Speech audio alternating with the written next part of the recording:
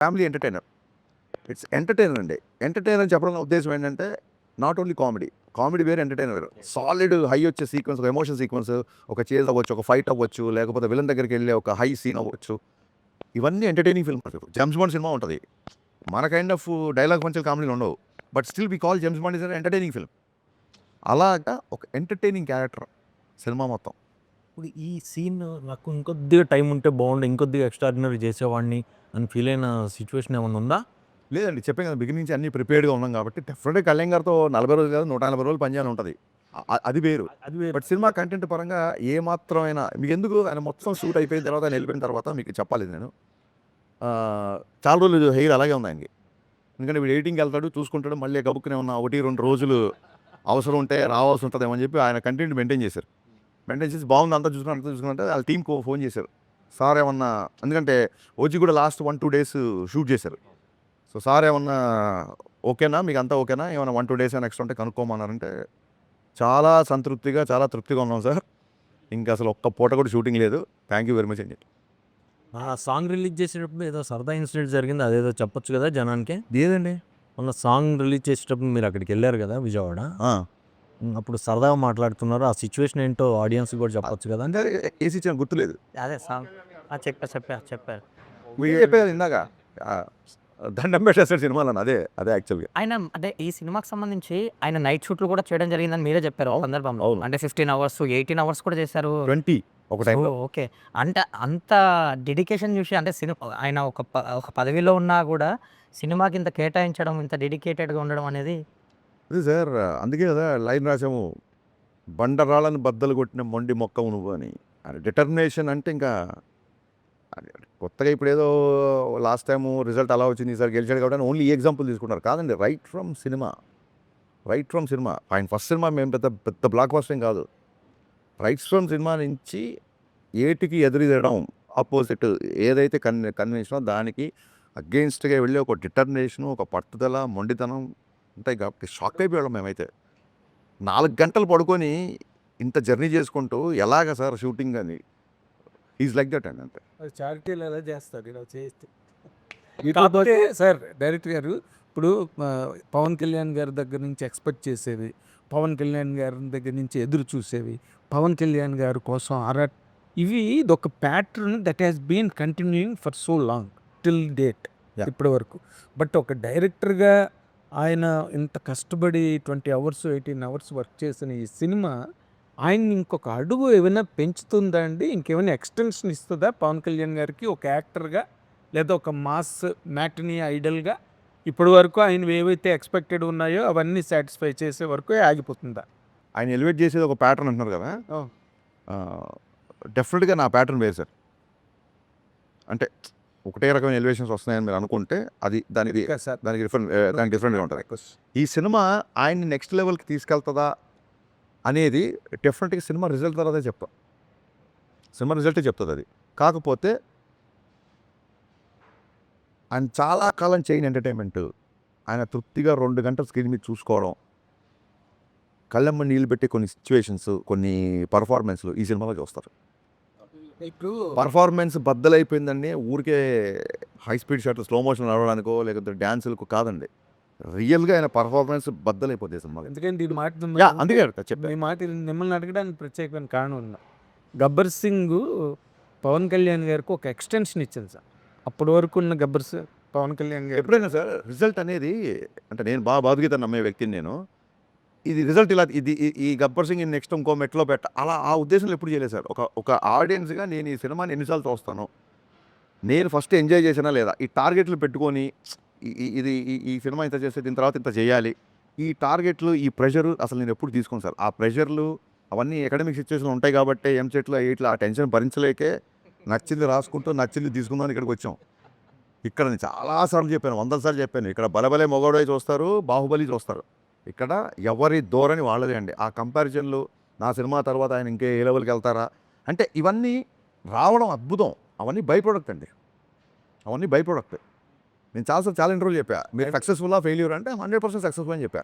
నేను cinema direct చేద్దామని చెప్పి వాళ్ళ ఇండస్ట్రీలో సినిమా డైరెక్షన్ చేస్తున్నా. నేను ఒక సాఫ్ట్వేర్ కంపెనీలోనో, ఒక బ్యాంకులోనో, లేకపోతే ఒక మార్కెటింగ్ కంపెనీలో లేను. నేను అనుకున్న రంగంలో ఉండడమే నా సక్సెస్.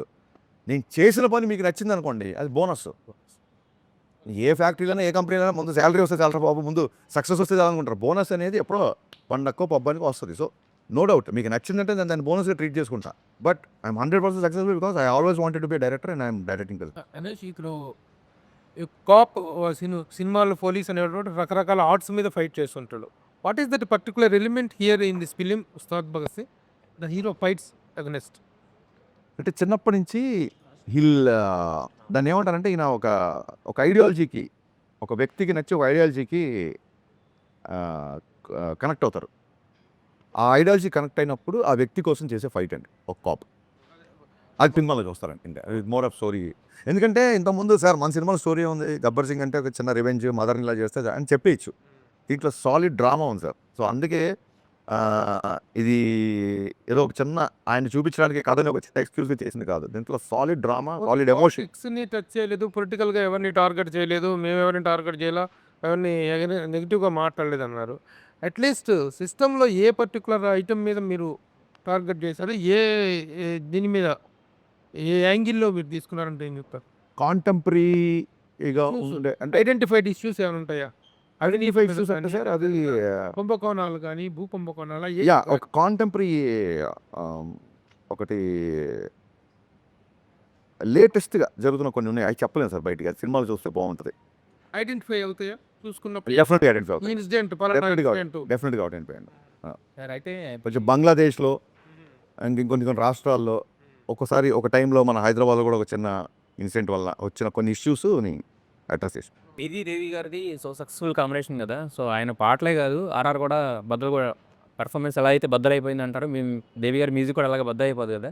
మరి ఈసారి ఈ పర్టికులర్ సినిమా చూసుకున్న తర్వాత ఆర్ఆర్ కూడా అయిపోయినట్టుంది. సో మీకు ఎలా అనిపించింది సార్? దేవి గారు ఆర్ఆర్ గురించి ఏం చెప్తారు, దేవి గారి గురించి ఏం చెప్తారు? సార్ అంటే ఇప్పుడు గబ్బర్ సింగ్ అని టైటిల్ లాగానే మీకు టాన్ టాన్ ఒక మ్యూజిక్ గుర్తొస్తుంది. అలాగా దీంట్లో అలాంటి గుర్తొచ్చే బీజిఎమ్స్ చాలా ఉన్నాయి. అది మ్యూజిక్ కాబట్టి ఐఎమ్ ఫుల్లీ సాటిస్ఫైడ్. అంటే దేవి గారు కంటెంట్ బాగా కనెక్ట్ అయ్యి గత 20 days అనుకుంటా, మోర్ దెన్ 20 days నుంచి పనిచేస్తారు. ఈ ఇంటర్వ్యూ కోసమే ఇవాళ నేను చెన్నై వెళ్ళడం మానేసలేదు, ఇప్పుడు వెళ్ళాలి మళ్ళీ. So ready for everything. Ustaad Bhagat సింగ్కి సంబంధించి వన్ ఆఫ్ బెస్ట్ మూమెంట్ ఏంటి మీకు? లైక్ కళ్యాణ్ గారితో కానీ ఏదన్నా ఒక బెస్ట్ మూమెంట్ అంటే? ఒకసారి క్లైమాక్స్ సపరేట్ నేను నరేష్ ఇచ్చాను. క్లైమాక్స్ నరేష్ ఇచ్చిన తర్వాత ఆయన లేచి సెకండ్ ఇచ్చారు. ఈ ప్యాటర్న్లో నేను అనుకోలేదు సినిమా క్లైమాక్స్ ఎలా ఉంటుందని. వెరీ హ్యాపీ అన్నారు. ఆ తర్వాత ఆ మాస్ సాంగ్కి డ్యాన్స్ చేస్తుంటే వాళ్ళ ఫ్రెండ్స్ వచ్చి ఆనంద్ సాయి గారు వాళ్ళందరూ వచ్చి చాలా రోజులు ఇలా డ్యాన్స్ చూసి అది ఇది అంటే, ఇతను మేనిఫెస్టేషన్ చాలా స్ట్రాంగ్గా ఉంటుంది. నేను డ్యాన్స్ చెయ్యకముందే ఇతను నేను డ్యాన్స్ చేసినట్టు ఊహించేసుకున్నాడు. చాలా చాలా బలంగా ఊహించుకున్నాడు. కాస్ట్యూమ్ వేసి అన్నీ చెప్తున్నాడు, నాకు ఇలా ఉండాలి, ఆ నెట్కి బ్యాండ్ ఇలా ఉండాలి, హెడ్కి అన్నీ చెప్తున్నాడు. ఏం లేదు, ఇతను బలమైన మేనిఫెస్టేషను, ఇతను బలంగా కోరుకోవడం మూలంగా ఇప్పుడు ఇంత కష్టపడాల్సి వస్తుంది ఆయన. ఐ థింక్ అంతకంటే ఆ స్థాయిలో ఉన్న ఆయన ఆ మాట అనడం అంతకంటే బెస్ట్ కాంప్లిమెంట్. సినిమాలో ఆనంద్ సాయి గారు నాట్ డైరెక్టర్గా త్యాగాలతో చూస్తున్నాం. మీ ఇంట్రెస్టా కళ్యాణ్ గారి ఇంట్రెస్ట్? సార్ ఆనంద్ సాయి గారు మీరు చెప్పండి, ఎన్ని పెద్ద పెద్ద సినిమాలు. అవును. ఆనంద్ సాయి అంటే art director, I mean should all be proud of, is a part of our Telugu film industry. Kalyan గారితో ఉన్న చనువుకి నేను రిక్వెస్ట్ చేశాను, సార్ ఈయన ఉంటే బాగుంటుంది, కొంచెం గ్రాండీర్గా ఉంటుంది, బాగుంటుంది. Always wanted to work with him. నేను కళ్యాణ్ గారిని రిక్వెస్ట్ చేస్తే తన ఇష్టం, తను అడుగు, తను ఓకే అంటే చెప్దాం అనేసరికి ఆయన కూడా నేను కళ్యాణ్ గారి సినిమా చేసి చాలా రోజులు అయింది అన్నారు. ఆనంద్ సాయి గారు వేసిన నెక్స్ట్ సెట్ ఇప్పుడు ఆ సాంగ్ సెట్ ఏదైతే చూస్తున్నారు సార్ మీరు అందరూ, ట్రస్ట్ మీ, మొత్తం మైత్రి కెరీర్లో బిగ్గెస్ట్ సెట్ ఇది, మైత్రి చేసిన సినిమాల్లో. ఈ మధ్యకాలంలో అలాంటి హ్యూజ్ స్కేల్ ఉన్న సాంగ్ మీరు చూసుంటాం ఈ మధ్యకాలంలో. మనకి రిష్ గారు హిట్ మాస్టర్స్ అనగానే వారి గతంలో అయితే వేరే రాష్ట్రాలకు వెళ్ళి తెచ్చుకోవాల్సిన పరిస్థితి. కానీ ఈ రోజున మన Ram Lakshman are giving the very good strength and మిగతా కొంతమంది ఫైట్ మాస్టర్స్ ఇక్కడ ఉన్నారు. ఈ సినిమాలో ఫైట్స్కున్న ప్రాధాన్యత ఏంటి? ఆ కొరియోగ్రఫీలో వీళ్ళ అవుట్పుట్ ఎలా ఉంది? How do you compliment sir Laxman?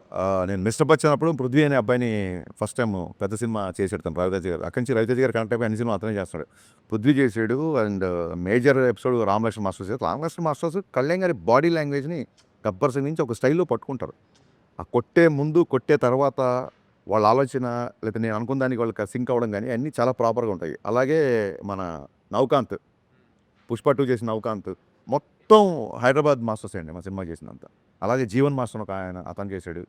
Prithvi, Jeevan, Navakanth, Ram Laxman మొత్తం in house action choreographers. Sir ఇన్నేళ్ళ కెరియర్లో హరీష్ శంకర్ అంటే అగ్రెసివ్నెస్ అని చెప్తుంటారు కదా, అది పెరిగిందా తగ్గిందా కంట్రోల్ చేసుకున్నారు? అగ్రెసివ్నెస్ అనేది దాన్ని ఏమంటారు, సినిమా సరిగ్గా ఆడలేదు కాబట్టి డైలాగ్ గుర్తుండదు చాలామందికి. బట్ మిస్టర్ బచ్చన్ ఉంటుంది చూసారా, సక్సెస్ ఫెయిల్యూర్స్ అనేవి ఇంటికి వచ్చి చుట్టాలని వస్తుంటాయి పోతుంటాయి. యాటిట్యూడ్ అనేది ఇంటి పేరు లాంటిది, అది పోయే వరకు అలాగే ఉంటుంది. అని చాలామంది అడిగారు గబ్బర్ సింగ్ వచ్చాక యాటిట్యూడ్ వచ్చింది అని. ఎక్కడో చెప్పాను నేను, యాటిట్యూడ్ ఉంది కాబట్టి గబ్బర్ సింగ్ వచ్చింది. యాటిట్యూడ్ అనే పదాన్ని మన కర్మ ఏంటంటే యాటిట్యూడ్ అనే పదానికి సరితూగే తెలుగు పదం లేదు. ఎప్పుడు యాటిట్యూడ్ అనేది most of the times 90% attitude అనేది ఆరోగెన్స్లోకి వెళ్ళిపోతాయి. ఇప్పుడు ఆఫీస్ బాయ్ ఉంటాడు, నేను అడక్క ముందే టక్కన నాకు ఏ టైం కావాలో వెళ్ళాడు, అతని యాటిట్యూడ్ నాకు నచ్చుద్ది అనొచ్చు.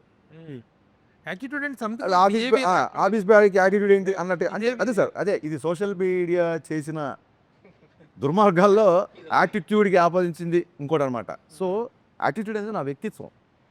నేను ముక్కుసూటిగా మాట్లాడతాను, నేను కాంప్రమైజ్ అయ్యే విషయాల్లో అవుతాము, అవ్వని విషయాల్లో అవ్వము. అసలు కాంప్రమైజ్ గురించి ఒక విషయం ఏంటి అంటే, అంటే చిన్నప్పటి నుంచి మా నాన్నగారు తెలుగు మాస్టర్ అవడం వల్ల నేను చదివిన పుస్తకాలు అవ్వచ్చు, సాహిత్యం అవ్వచ్చు, ఇంకోటి చాలా